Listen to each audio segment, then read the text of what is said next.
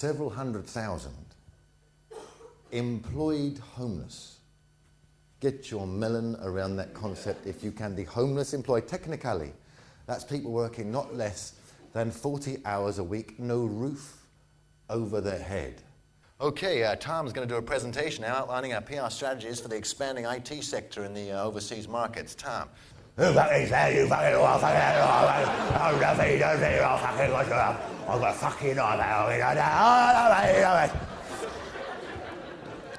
The Good War.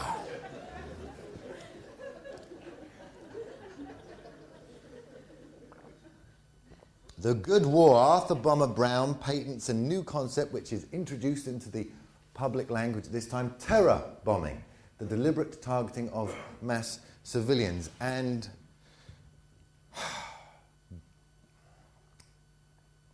given a choice of 10 British millionaires, 9 out of 10 TV viewers choose Winston fucking Churchill of all fucking people. I mean, we were not always so blind, man. We didn't always used to be so blind. Back in the 70s, the great actor Richard Burton was asked to write a piece for the New York Times Arts and Culture section, describe his experiences playing Churchill in a recent BBC drama production. And the piece that Burton wrote began, "In the course of preparing myself, I realised afresh that I hate Churchill and all of his kind. I hate them virulently. They have stalked down the corridors of endless power all through history. What man of sanity would say of the Japanese, we shall wipe them out. Every single one of them, men, women and children, there shall not be a Japanese left on the face of the earth." And when the BBC's head of drama heard about what Burton had written, he said, "As far as I'm concerned, Burton will never work for us again." And Richard Burton was banned for a time from the BBC, which must have really fucking hurt him. I mean, there he is in Rome filming this lavish production of Cleopatra, and you have to imagine him in a purple pavilion of his dressing room in the recording break, and he's about to make love to Elizabeth Taylor, and she's lying on a table laden with fruit, dressed as Cleopatra in cloth of gold of tissue, and she's hanging on to the buckles of Burton's armoured breastplate because his muscles are so oiled there's no purchase. But Burton has to stop before he's begun. He's like, "No, sorry, bed love, I'm not in the mood. I'm just a bit depressed by something, that's all. Just. What is it, Rich, honey? What's the matter?" Nothing, Ben. I just feeling a bit low, that's all. Just.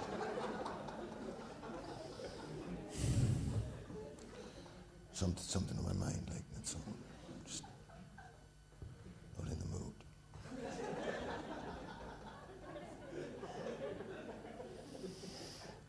Should be me and Heidi High, not Paul Shane. I was born for the part, man, born for it. Heidi fucking High, you Campbell, man, that's my part. He's a scab taking food off my fucking table. But see, Churchill was a war hero. Show me the bullet wounds. No, but it's the speeches, you see, it was a defiant wartime speeches. That was the vigor of the man. That was the speeches. That was his job. That's what he was being paid to do. What's he going to say? "I have just read the latest reports concerning the standard of Britain's gold reserve, and I am privy to the most recent intelligence concerning the fighting on the Western Front, and we are so fucked. The time has come for all English men and women to start learning German. Herr Hitler, if you are listening, ich hoffe, dass du kannst mich eine kleine Bestellung in Reichskanzlei findet. Herr Hitler, Goebbels, Goering, Himmler, if you are listening, I hope also you will recall that in 1942, I stood up in the House of Commons and described Mussolini as a very great man. That in 1944, I authorized 226 members of the Nazi security battalions to fight alongside the British Army and crush the Greek resistance, which had just had the temerity to liberate Greece from noble German occupation. That when we liberated southern Italy, I personally reinstated fascist war hero Field Marshal Badoglio. Problem was, when the Allies got to northern Italy, because they had already been liberated, but by entirely the wrong people.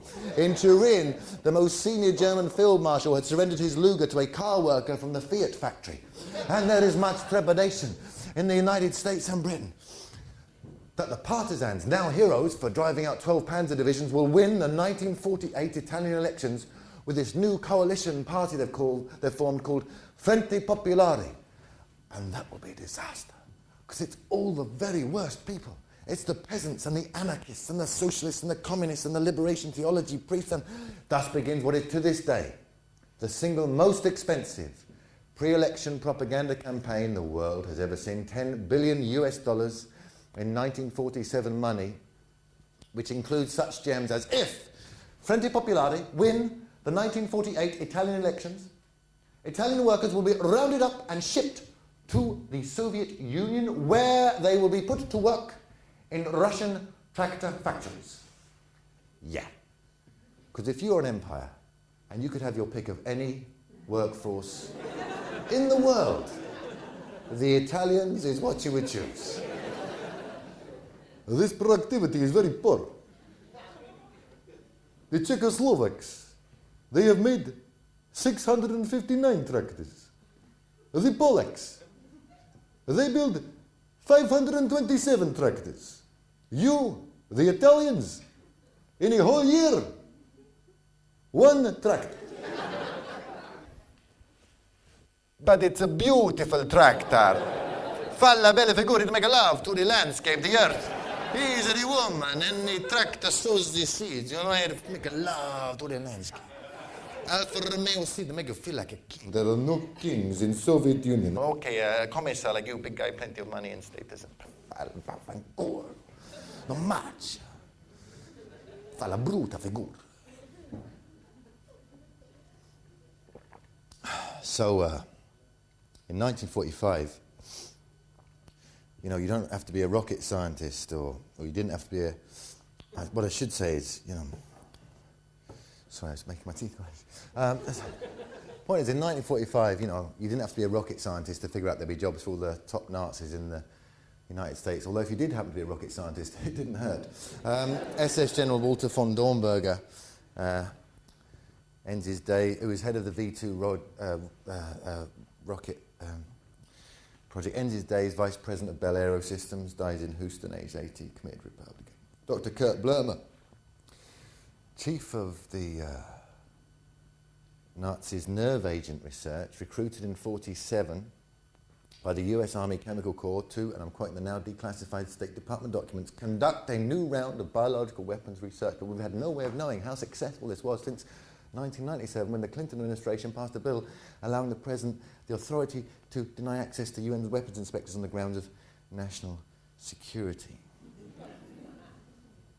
You know, I think there's a real problem of word fatigue here. You know, people should realise that when we're talking about, you know, biological and chemical agents, we're not just talking about washing powders and detergents. He actually said that. Feel the contempt. That interview he did with Paxman before the war. It was just like the one he did with Dimbleby before the election, exactly the same template. Blair in a chair, studio audience there, and one of the Dimblebys invigilating, I can't remember which one, Dimble D, Dimble Dum, one of them.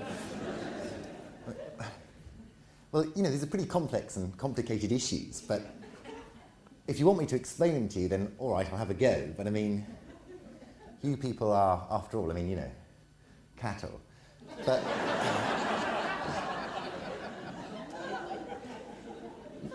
essentially, if I can put it like this, I mean, if I've got a fixed and finite amount of money to spend, and I spend some of that money on schools and hospitals, then there's less money to spend on trains. Do you understand? You know, swing your cowbells if you do, or scrape your bovine hooves on the steps of the... I mean, I don't know, if I can put this into terms in your own lives that you might understand. I mean, I don't know, imagine that you've got a fiver and you want to get one of those tattoos you're so fond of. Well, you know, I put it to you that if you do that, and you also want to send your under fives out to buy your Rothman Super Kings, will you then have enough money to take your children to Netto to slap them? And that's why I'm saying You know, there's a problem with word fatigue. Now, you know, I